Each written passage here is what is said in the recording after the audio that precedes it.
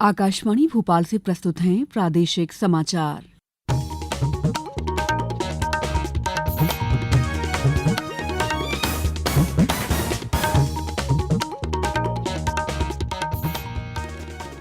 नमस्कार, समाचारों के साथ मैं दीपा सिंह। सबसे पहले मुख्य समाचार। प्रधानमंत्री नरेंद्र मोदी कल नई दिल्ली में विकसित भारत यंग लीडर्स डायलॉग 2025 में लेंगे हिस्सा। मुख्यमंत्री डॉ मोहन यादव ने कहा कि अनुगूंज जैसे आयोजन हमारी सांस्कृतिक विरासत को आगे बढ़ाते हैं। भाजपा आज से प्रदेश में चलाएगी संविधान गौरव अभियान। और प्रदेश में अगले 2 दिन तक कड़ाके की ठंड से राहत, ग्वालियर, जबलपुर समेत 34 जिलों में बारिश की संभावना। अब समाचार विस्तार से। प्रधानमंत्री नरेंद्र मोदी कल नई दिल्ली में विकसित भारत यंग लीडर्स डायलॉग 2025 में हिस्सा लेंगे। संवाद के दौरान श्री मोदी देश भर के 3000 सक्रिय युवाओं से बातचीत करेंगे। प्रधानमंत्री 10 विषयों पर प्रतिभागियों द्वारा लिखे गए सर्वश्रेष्ठ निबंधों का एक संकलन भी जारी करेंगे।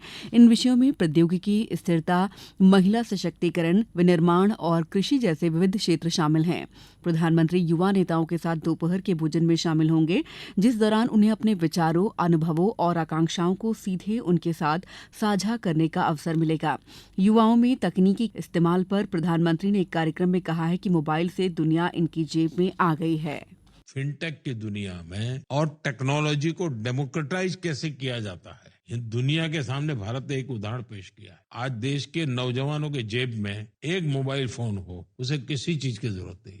और मेरे देश के नौजवान याद रखेंगे कभी न कभी कि भाई एक ऐसी सरकार आई थी जो पूरी दुनिया मेरे जेब में थी। टेक्नोलॉजी ड्रिवन सेंचुरी है। देश ने सेपरेट इनोवेशन के लिए कमीशन बनाया है। मैंने इनोवेशन के लिए अलग फंड निकाला है। नौजवान रिस्क ले।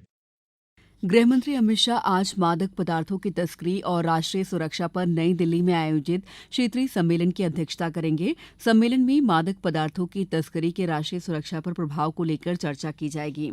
सम्मेलन में उत्तर भारत के 8 राज्यों और केंद्र शासित प्रदेशों पर विशेष रूप से ध्यान दिया जाएगा। कार्यक्रम के दौरान श्री शाह मादक पदार्थ निपटान पखवाड़े का शुभारंभ करेंगे। जब्त किए गए 44,000 किलो से अधिक नशीले पदार्थों का पखवाड़े के दौरान निपटान किया जाएगा। श्री शाह स्वापक नियंत्रण ब्यूरो की भोपाल इकाई के कार्यालय परिसर का उद्घाटन करेंगे। वे देश भर में मानस 2 हेल्पलाइन की सुविधा का उद्घाटन भी करेंगे। मुख्यमंत्री डॉ मोहन यादव ने कहा है कि अनुगूंज जैसे आयोजन न केवल हमारी सांस्कृतिक विरासत को आगे बढ़ाते हैं, बल्कि युवाओं को अपनी प्रतिभा प्रदर्शित करने का सुनहरा मौका भी देते हैं। मुख्यमंत्री ने कल शासकीय सुभाष उत्कृष्ट उच्चतर माध्यमिक विद्यालय में राज्य स्तरीय अनुगूंज कार्यक्रम में शिरकत की। मुख्यमंत्री ने सभी प्रतिभागी 16 टीमों को राज्य सरकार की ओर से 1-1 लाख रुपए देने की भी घोषणा की। मुख्यमंत्री डॉ यादव ने गीत, संगीत, नृत्य, वादन और रंगमंच से जुड़े 7 मेंटर्स को मंच से सम्मानित किया।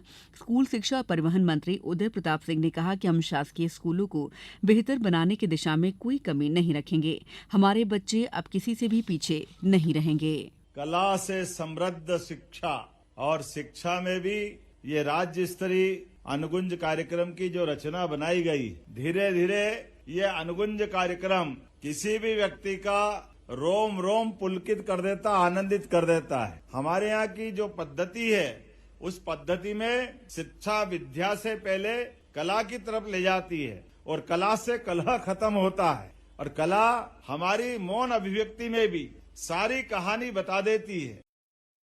राज्य सरकार ने मकर संक्रांति पर्व महिला सशक्तिकरण पर केंद्रित करने का फैसला किया है। इस दौरान कल लाडली बहना योजना के अंतर्गत जनवरी माह की राशि का अंतरण शाजापुर की कालापीपल में आयोजित कार्यक्रम में किया जाएगा। मकर संक्रांति पर्व पर आयोजित मुख्य कार्यक्रम में महिलाओं को तिल, गुड़, कंगन और सुहाग सामग्री का वितरण किया जाएगा। प्रदेश के सभी जिलों में एक स्थान पर मुख्य समारोह आयोजित किया जाएगा। पूरे प्रदेश में महिला सशक्तिकरण पर केंद्रित सांस्कृतिक कार्यक्रम, खेलकूद प्रतियोगिताओं का आयोजन किया जाएगा। कल से 14 जनवरी के मध्य जन कल्याण शिविरों में मकर संक्रांति से संबंधित कार्यक्रम आयोजित किए जाएंगे। समाचारों में वक्त है ब्रेक का। ये समाचार आप आकाशवाणी मध्य प्रदेश से सुन रहे हैं। ये समाचार बुलेटिन YouTube पर, Madhya Pradesh news all India radio channel पर और फेसबुक, साथ ही एक्स प्लेटफॉर्म पर AIR न्यूज भोपाल पेज पर सुने जा सकते हैं। इसके अलावा आप हमारी वेबसाइट newsonair.gov.in पर अथवा न्यूज ऑन AIR ऐप पर भी समाचार सुन सकते हैं। ब्रेक के बाद समाचारों में आपका एक बार फिर स्वागत है। भारतीय जनता पार्टी द्वारा भारतीय संविधान के 75 वर्ष पूरे होने पर आज से संविधान गौरव अभियान चलाया जाएगा। संविधान गौरव अभियान के माध्यम से भारतीय संविधान के मूल्यों और सिद्धांतों का प्रचार किया जाएगा और बाबा साहब डॉ भीमराव आम्बेडकर को श्रद्धांजलि दी जाएगी। पेश है एक रिपोर्ट। भाजपा का संविधान गौरव अभियान आज से 25 जनवरी तक चलेगा। अभियान के तहत अनुसूचित जाति, बुद्धिजीवी, महिला और युवा वर्ग से संपर्क कर संविधान की प्रतियों का वितरण किया जाएगा। इसके अलावा जनसभाओं के माध्यम से भी लोगों को जागरूक किया जाएगा। संविधान गौरव अभियान के तहत भोपाल सहित प्रदेश के सभी जिलों में गोष्ठियों का आयोजन किया जाएगा। अभियान के समापन के दिन 25 जनवरी को भाजपा कार्यकर्ता हर बूथ पर संविधान की प्रस्तावना पढ़ेंगे। वहीं कांग्रेस भी डॉक्टर अंबेडकर की जन्मस्थली महू में जय भीम, जय बापू, जय संविधान रैली कर रही है। इस रैली में राष्ट्रीय अध्यक्ष मल्लिकार्जुन खड़गे और राहुल गांधी भी शामिल होंगे। संजीव शर्मा, आकाशवाणी समाचार, भोपाल। मुख्यमंत्री डॉ मोहन यादव आज सेंधवा कृषि उपज मंडी परिसर में आयोजित कार्यक्रम में बड़वानी जिले की 2 परियोजनाओं सेंधवा और निवाली उद्वहन माइक्रो सिंचाई परियोजना का भूमि पूजन भी करेंगे। साथ ही 13 कार्यों का भूमि पूजन और 19 कार्यों का लोकार्पण करेंगे। प्रदेश में अगले 2 दिन तक कड़ाके की ठंड से राहत रहेगी। वहीं आज और कल ग्वालियर, जबलपुर समेत 34 जिलों में बारिश होने की संभावना है। नर्मदापुरम, शिवपुरी, गुना, अशोकनगर सहित कुछ जिलों में ओले भी गिर सकते हैं।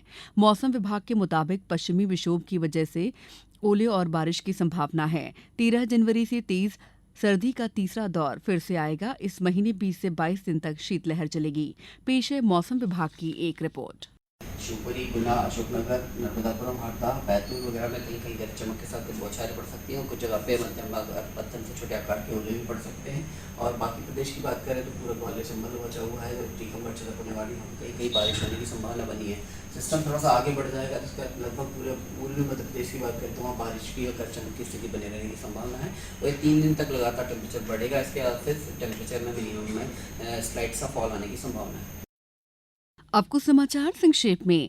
मंदसौर में टीबी मुक्त भारत अभियान में सहकारी बैंक ने 401 फूड बास्केट और एक्सरे मशीन के लिए 2.5 लाख रुपए सहायता प्रदान की।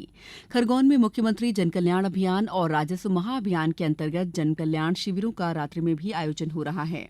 झाबुआ में निपुण भारत अभियान के तहत जिले की सभी शासकीय प्राथमिक शालाओं में आज मूलभूत साक्षरता और संख्या ज्ञान मेले का आयोजन किया जा रहा है। पन्ना में स्वामी विवेकानंद जयंती के अवसर पर आयोजित युवा दिवस कार्यक्रम में कल सभी विद्यालयों के छात्र छात्राएं सामूहिक सूर्य नमस्कार के साथ प्राणायाम में भाग लेंगे। छतरपुर में सूर्य नमस्कार में स्कूलों के साथ कक्षा 6 से 12वीं तक के बच्चों के साथ स्काउट गाइड और एनसीसी के बच्चे भी शामिल होंगे। रीवा में उप मुख्यमंत्री राजेंद्र शुक्ल ने कल तमस समूह जल प्रदाय योजना के तहत कैथा गांव में जल जीवन मिशन से जुड़े निर्माण कार्यों का भूमि पूजन और लोकार्पण किया। शिवपुर डाइट के FLN मेला प्रशिक्षण प्रभारी प्रदीप मुदगल ने बताया कि डाइट स्तर पर जिले के सभी जन शिक्षकों का 1 दिवसीय प्रशिक्षण आयोजित किया गया है। रायसेन वन परिसर में 13 जनवरी को युवा संगम मेले का आयोजन सूक्ष्म और लघु मध्यम उद्यम विभाग, तकनीकी शिक्षा, कौशल विकास और रोजगार विभाग द्वारा समन्वित रूप से किया जा रहा है। मुरैना में मिशन वात्सल्य योजना के अंतर्गत बाल भिक्षावृत्ति उन्मूलन के लिए व्यापक प्रचार प्रसार अभियान का संचालन किया जा रहा है। शिवपुरी जिले में प्रधानमंत्री जनजाति न्याय महाअभियान योजना के अंतर्गत जिले के आदिवासी बाहुल्य क्षेत्रों में बेहतर स्वास्थ्य सुविधाएं पहुंचाने के उद्देश्य से मोबाइल मेडिकल यूनिट की सुविधा दी गई है। इस बुलेटिन में इतना ही। नमस्कार।